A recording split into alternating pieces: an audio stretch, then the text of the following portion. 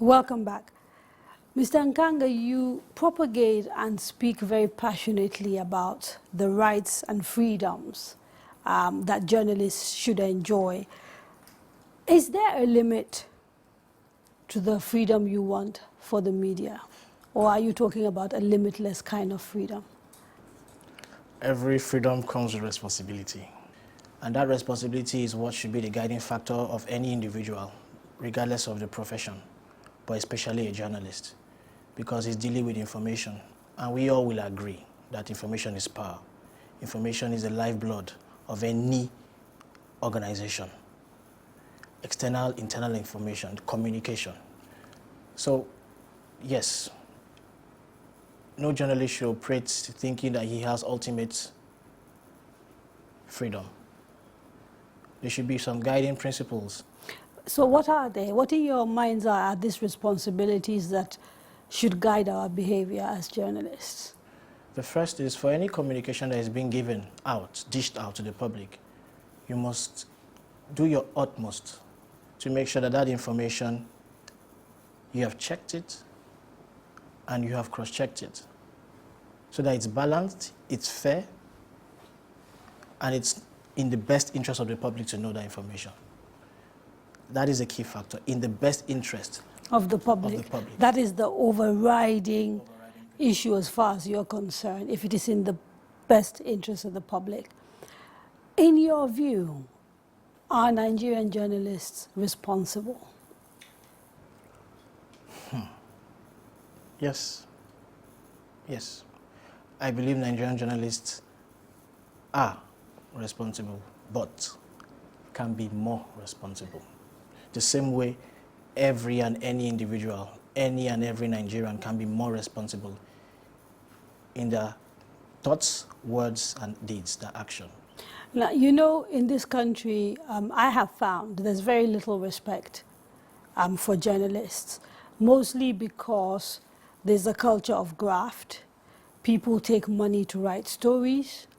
People seem to make major mistakes, and they don't sort of do the things that they're supposed to do in terms of just making sure what they have is accurate, etc., etc. In the light of that, how come we don't hear organizations such as yours talking about the responsibilities the media have to their society, but you keep talking about their rights, their rights, their rights? CPJ is an organization of journalists set up strictly to defend journalists. And we have other organizations worldwide who have different mandates. But CPJ has dedicated its resources, time, and effort and advocacy to ensuring that journalists who are attacked for doing their work are not victimized, are not killed, are not sanctioned. That is CPJ's primary objective. What if those journalists are doing their jobs irresponsibly? What about those sort of journalists? Thank you. I'll just say this quickly, that criminal defamation, any form of imprisonment, imprisoning a journalist for his work, a lot of times we know, especially in our African context, Nigeria, is more of a victimization by powerful people who can pull that string than actually a form of really trying to safeguard the reputation of that individual. But now, one thing CPJ believes, and I also believe this, that there are other means by which a journalist who has committed a real press offense in terms of maybe libel, as you really want to see it, or slander, and it can really be proven that he was not professional, the law courts are there. Civil litigation, other ways of making the journalist see the wrong he or she has committed should be explored, but not sending a journalist to prison. And so, as far as you're concerned, the civil courts are the way to go about it to make a complaint. There are those who will tell you that the journalists have destroyed their lives by lying and suggesting that money or compensation will make up for it doesn't just seem quite right to them. I totally understand that argument. But one thing is this. One thing, if a journalist commits a crime that is not related to his work as a journalist, if he kills someone, perhaps that is murder, he will try by that law. if, for example, he steals, we won't say because a journalist he shouldn't be prosecuted criminal. No, we're talking about specifically what he has written, reported. And for the people who really feel strongly about it, that somebody has actually slandered or my integrity, my reputation, when you take these courses of civil litigation and you can prove your point, and you have maybe whatever is ordered or he has to do, or the journalist has to do to seek some form of justification, it is enough for you to know that you have also won your right here. You have a right. The citizen has his own right. You feel your right has been violated by a journalist. Such a recourse is the best line of action than to see the journalist in jail. Why is it okay for a journalist to destroy somebody's life, and then the best, punishment for them is a fine or some sort of reprimand when they cannot give back what they've taken away? Destroying somebody's life. Yes, reputations in shreds that can never be built back again because, the media has sort of not done their work properly. They've decided to pursue a vendetta. I mean, in this country, we know of people who give money to the press to either kill stories or print them. You and I know. I would also want to believe that if such is the situation, as it does happen, the facts will speak for themselves. And when the facts are really gotten out, if the journalist, he or she, has really committed those infractions, we still believe strongly that sending a journalist to prison for such, first of all, is it about repairing the damage of the reputation? Will the imprisonment of the journalist repair that damage? It will not repair the damage. We must send a strong signal for others not to do the same. It is a strong signal as well. If a journalist is, let's just take for example, a journalist is stripped of his right to practice, or a journalist is given some form of damage that he knows that. But do we have laws in this country that are designed to give, that sort of, to do that sort of thing, to issue those sort of sentences? As far as I know, there isn't anybody that can tell a journalist you have to stop practicing. It's not like the law. Yeah, and that's why we also have institutions like the Nigerian Union of Journalists, who are supposed to be like an ombudsman of journalists. We have also the different bodies that we have as institutions that more or less govern practice of journalists. We have a code. So self-regulation for journalists. Many will argue it doesn't work, or at least it isn't working in this country. It can work, and I believe strongly that it has to still come down to the will of people to make the system work. Given how vocal you are about the rights of journalists, isn't there room for your same body to take on the role of promoting responsible journalism at the same time? Promoting responsible journalism is a task that is a heavy task, because we know, like you've said it rightly, that there's a lot of unprofessional conduct in a lot of places, and taking on that mandate at this point in time, maybe in the future might be a consideration, but at this point in time, we are already so overwhelmed with the attacks on journalists worldwide, and it's increasing daily. In crisis situations, even in our own situation, Northeast and around the world, journalists are increasingly being targeted, and so that is a lot of responsibility. I want to believe that maybe it's part of a longer-term strategy that CPJ might want to, but at this point in time, we have a focus, and we want to be sure that we do that one task that we have very well.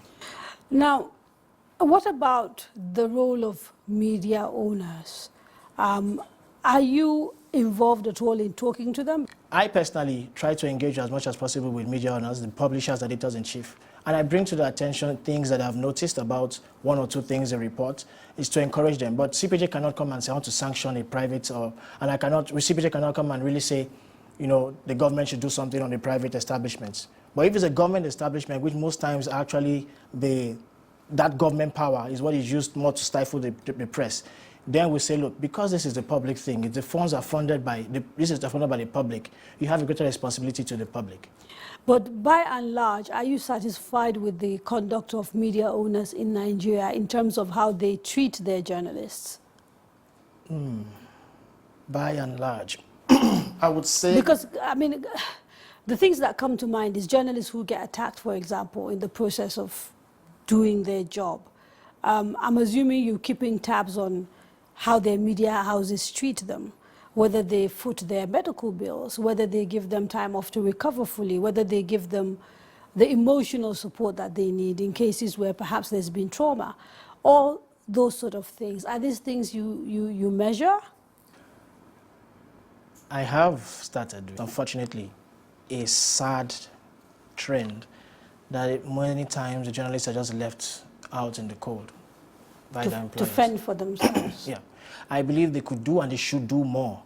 A journalist has been attacked because he went out to get information, and the attacker later comes back to say, let us see, let's just do like this, and let's cover, let's leave it. And the journalist is still in pains, and no form of real, nothing. That's one.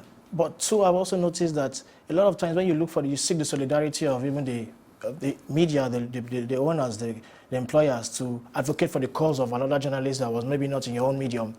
Only now I'm beginning to see that surge in desiring to be a partner in ensuring press freedom. But a lot of times you get some media owners who are just like, I don't really care.